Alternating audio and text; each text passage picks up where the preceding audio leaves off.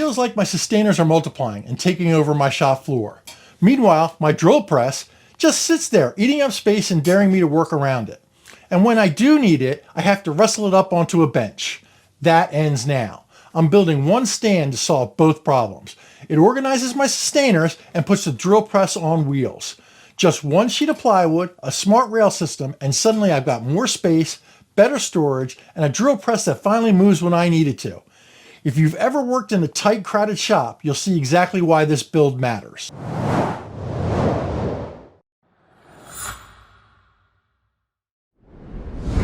Designing a mobile drill press stand starts with a clear goal. One compact build that gives the drill press a stable home while turning the space beneath it into an organized storage for systainers. To make that happen, I needed a practical design that works in a tight shop and can be built from a single sheet of 4x8 plywood. Since my shop is too small to safely rip a full sheet of plywood on the table saw, I break it down outside first. A flip-up table attached to the side of my shop and a track saw let me cut the material into smaller panels that are easy to manage at the table saw later. Working with lighter pieces not only saves space but keeps the process safer, especially if you make sure each panel is secure while cutting. I start by using the track saw to make one long cut. That splits off the smaller shelves along with the top and bottom pieces from the longer sides in the back. Next, I cut the sides and the back to length. Then I finish up by cross-cutting the shelves and the top and bottom pieces. After rough cutting, we should have two shelves, a top, a bottom, a right and left side, and a back panel. Alright, I finished the rough cuts and labeled all the parts. Now it's time to take them to the table saw and cut everything to its final size. I'm good with cutting the longer pieces like you see here, but if it doesn't feel safe to you, that's totally fine. Use a crosscut sled, a miter saw, or even a regular old circular saw. What matters most is picking the method that feels safe and works best for you. I started cutting the left and right panels, and then after that, I cut the rest of the pieces together since they're all pretty close in size. The only difference is the shelves. They're about 3/4 of an inch wider than the top and the bottom. And to wrap it up, I finished with the back panel. I hold the left and right side panels together with the good sides facing out and the front edges at the top. Then I open them up like a book. This makes sure everything is lined up just right. I've got a rabbet in the back for the back panel to slide into and two dados in the sides for the top and bottom shelves. With the layout determined, I need to switch my single blade in the table saw to a stacked dado blade setup. Don't worry if you don't have a stacked dado set. You can accomplish the same thing using a straight edge and a handheld router or a router table and a fence with a plywood cutting bit. It's now time to cut the joinery that holds the whole thing together, because if it's going to carry a drill press, it better not wobble like a cheap card table.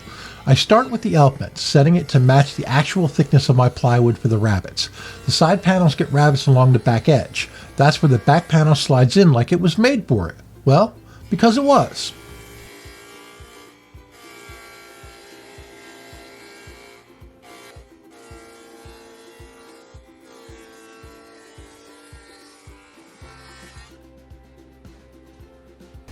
Then I ditch the L-fence and cut the dados across both side panels to hold the shelves.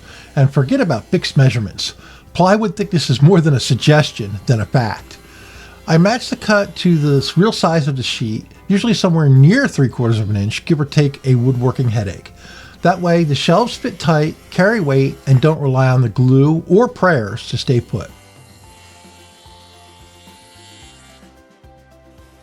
Now it's time for assembly, finally. The fun part where everything starts to look like something. I kick things off by drilling pocket screws in the top and bottom panels. Then I attach the bottom to the sides using glue and pocket screws. The screws pull everything tight and the glue locks it in for the long haul, more than strong enough to hold a heavy drill press without breaking a sweat. Even though the screws do most of the work, I still make sure everything's lined up straight so the corners stay nice and square. Before I can slap the top on, I've got one important job, figuring out where to bolt down the drill press. I mark the spots for the carriage bolts, then go through the drill routine. Pilot hole first, countersink for the bolt head second, then drill the through holes. It's a few extra steps, but it's worth it, because the last thing I want is that heavy drill press dancing around on me. Once that's done, the top goes on just like the bottom. Glue, pocket screws, and boom, it's done. Next up, the back panel. I start by running a bead of glue all along the rabbety groove, spreading it out nice and even with the glue brush. Then I drop the back panel in place between the two sides. It's a snug fit. So I grab a scrap piece of wood and give it a little tappy tap tap with a mallet until it slides right in. Once it's where it's supposed to be, I throw on some clamps to pull everything tight while the glue dries. And here's the thing, the back panel isn't there just to close things up, it's the muscle. It keeps the whole stand from twisting or racking when I roll it across the shop. Now I'm ready to deal with the shelves, but first, before I glue in the bottom shelf, I need to mount the drill press stand to the mobile base.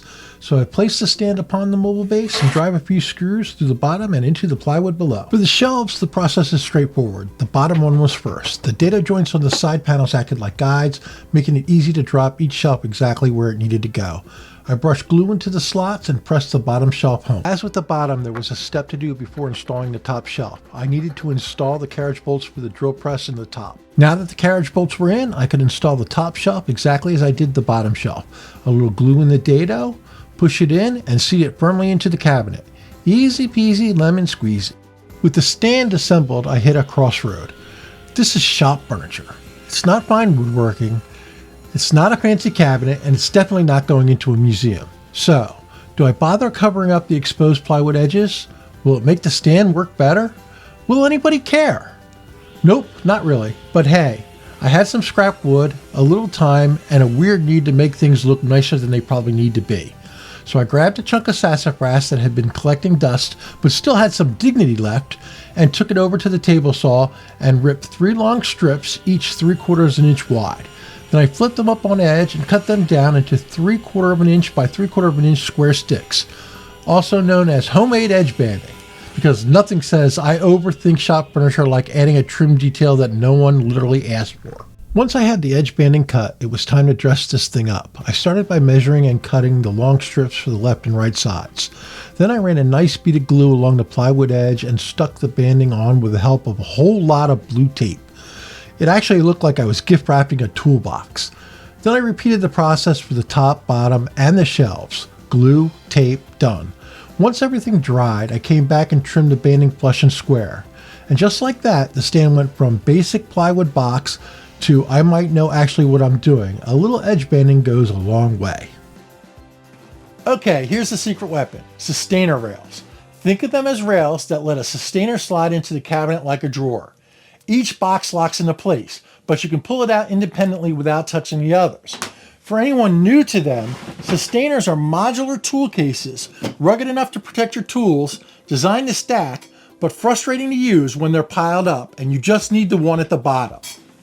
The rails turn that stack into an accessible system where every case has its own level and can be reached without unstacking. The rails that I'm using for this build come from my good buddy Eric Spenceley over at Spenceley Design Co. Eric designed these in CAD and offers a 3D printed version right on his website. And if you've got your own 3D printer like I do, you can grab the digital files and print them yourself.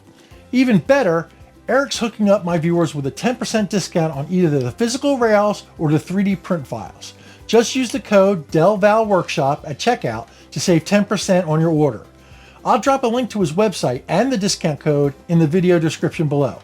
Big thanks to Eric for making that possible. Now, using the instructions that come with the rails, I built my cabinet to match the width of the sustainers I want to store. Let me show you how to install the rails and how smoothly they work. The rails come in a pair, one for the left and one for the right. To keep the stand stable, I'm putting the biggest, heaviest sustainer on the bottom. That keeps the center of gravity low and the whole thing from feeling top heavy. I start with the left rail and I line it up with the front of the cabinet, just like the instructions say. Then I slide the front mounting point all the way forward and lock it in with a screw. After that, I do the same thing with the back mounting point. Once the rail is sitting flat on the top of the bottom shelf, I add 2 more screws to lock it down tight. Then I repeat the same steps on the right side.